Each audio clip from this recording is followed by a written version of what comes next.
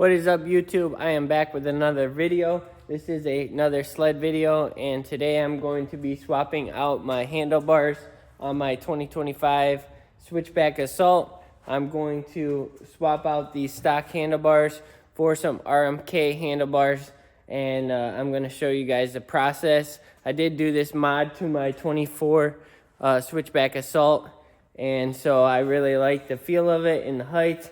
And I haven't seen any videos on doing this swap and keeping the 7S stuff and the smart heaters that are involved in the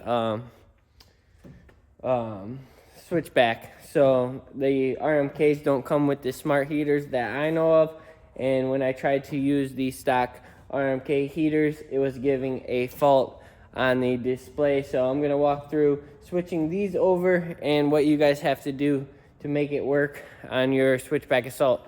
So the first step, I'm gonna pull the side panels off. Just these 3/4 turns, and then I'm gonna pull the hood off, and we'll go from there.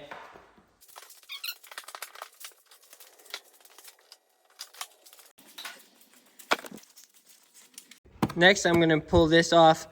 And to do that, you just use a flat-headed screwdriver, pull these two clips out, and then this piece should come off.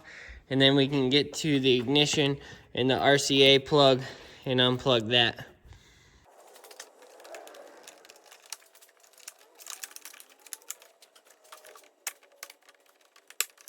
Next, I'm going to pull the handlebar risers off. That is an M5 Allen bolt. M5 Allen bolt underneath, 4 of them. Go ahead and crack those loose and then take them all the way out.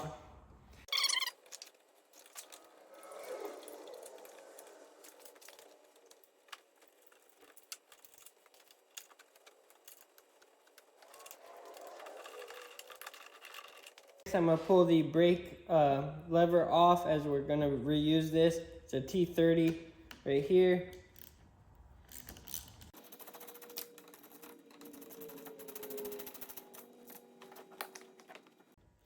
And then you have to unplug the brake switch right here.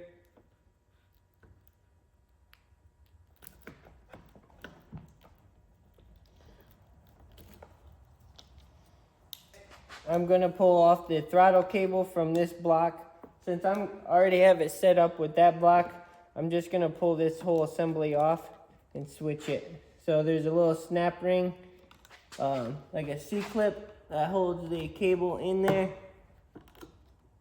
Pop that down.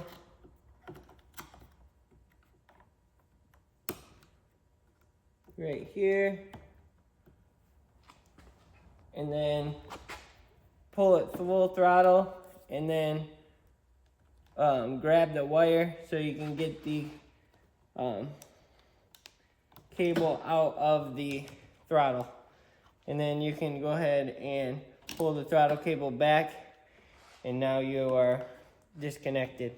So since these have the lit hand guards, it has this cable that runs in, tees into this, and then you just have to follow this down, and they have it set up down here with this shielded wire, and then there's just a plug here that you can unplug, and you might have to cut some zip ties, and it looks like they bolted it here.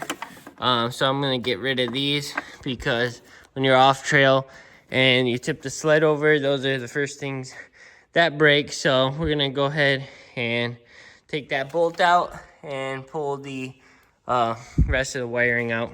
Next, I am going to unplug this wire harness. So follow it down, and then there's 2 plugs in here. You can kind of see it wiggling. There's 2 plugs, and they used to plug into the airbox. I'm not sure on the boost, but yeah, go ahead and unplug those, and then you can pull this out. So I just pulled these out, and here's a look at those 2 plugs. These are those push lock pins, and on this boost, it was easier to pull the intake off, flathead screwdriver, and these 2 clips here, and this little intake pulls off, And then they mount right on those bracket where those two holes are. And then they are labeled top and bottom. So you guys can see those two holes, top, bottom. And those are the two plugs. And now these bars are free. And we are able to swap these over. So I got the bars off of the 24 Assault. These are RMK low bars. I'm pretty sure this is a 5-inch rise. And I wanted to show you guys because this is already done, but you're going to have to do this. Is what I did was I took the factory handlebars and unbolted this here and all the wiring, and then same with the throttle block and then the kill switch. So then you're left with all of this off except for the hand grips, and you can transfer it over. And what I did with the hand grips, I removed the rubber here using the air gun, blow in here, pull this off. Wish I could show you guys, but I already have this done. But you pull this off and then you heat up the hand warmers and peel them off. And then you can stick those on the RMK bars, because if you get these from Polaris, they're going to have the grips on with the heaters. So pull off the RMK heaters and put your smart heaters on. And then I put some electrical tape around it and then put the RMK grips back on. Then I bolted on the 7S controls for reverse and the smart heaters and the dash. Here I bolted it back on the RMK, and then the kill switch from the Switchback I bolted on here, and I put it down here because as you know, branches and stuff can hit it. And then if you look at an RMK, it mounts like crooked like this. It's straight up and down, but it's 45 on the mounting.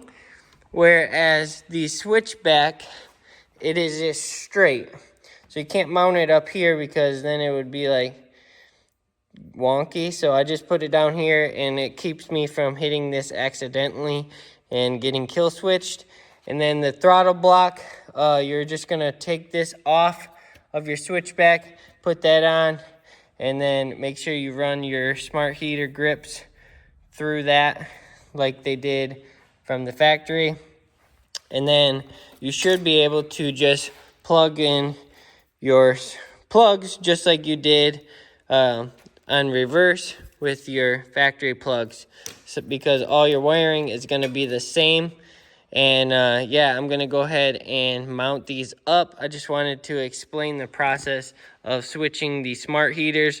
Everything else is pretty self-explanatory, just bolts on. But you have to use the smart heaters because I tried to splice in the RMK regular heaters because the RMK just uses the switch here. And I tried to use these heaters and they seemed like they were the same from what I bought.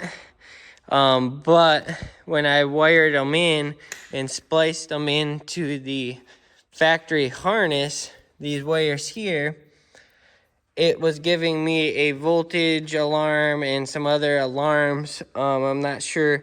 And so I think it was the resistance of the heaters were different from the smart heaters to the regular heaters on the RMK.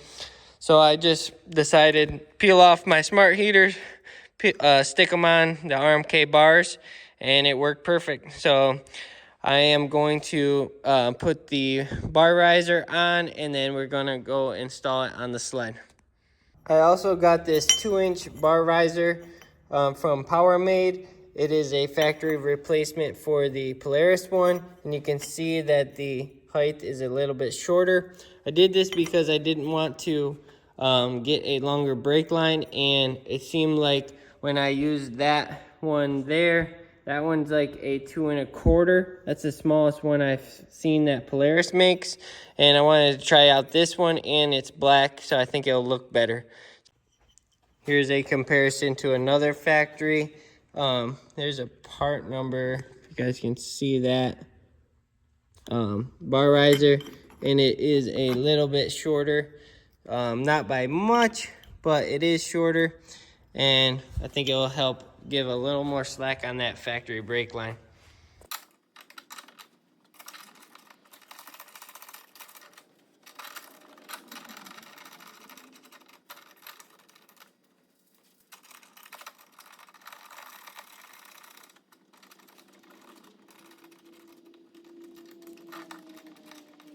Alright, now I'm going to put these RMK bars on the bar riser and the clamps on the top.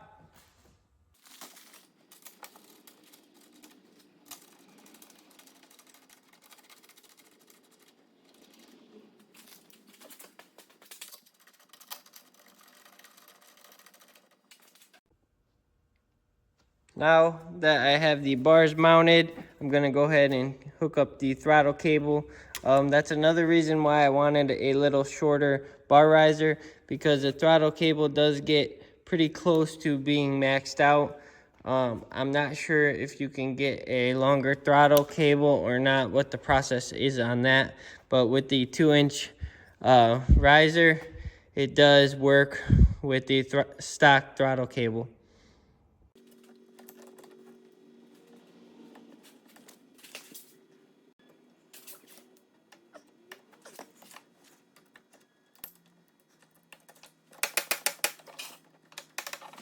Next, I'm going to be putting the brake lever back on. You do have to crack this loose a little to get the brake line oriented correctly. It's a 12 millimeter. Might put this on and then crack that loose. Since I cracked this loose, we can manipulate that line and get it in front of the bars.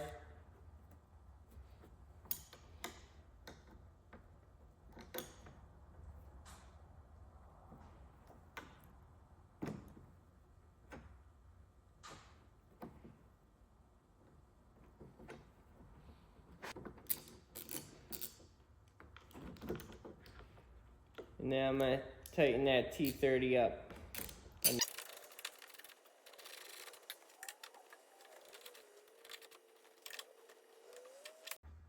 And then adjust your brake lever how you like it. I know a lot of the mountain guys put it way down on an angle, so when they're standing up, I'm going to go about a little tilt down, but not quite all the way, like they go way down. But yep, tighten that up. You can adjust those. Now I fed the wires down through here, and then we're gonna go ahead and plug them in up here where they were from the factory, and make sure the wires aren't in the way of anything. Now that the brake lever is on, you can go ahead and plug in your brake switch, and then we can plug in the ignition because we have this all tied up to where we can put that cover back on. So go ahead and flip this back over, make sure your cables are in there, and then plug in that ignition switch.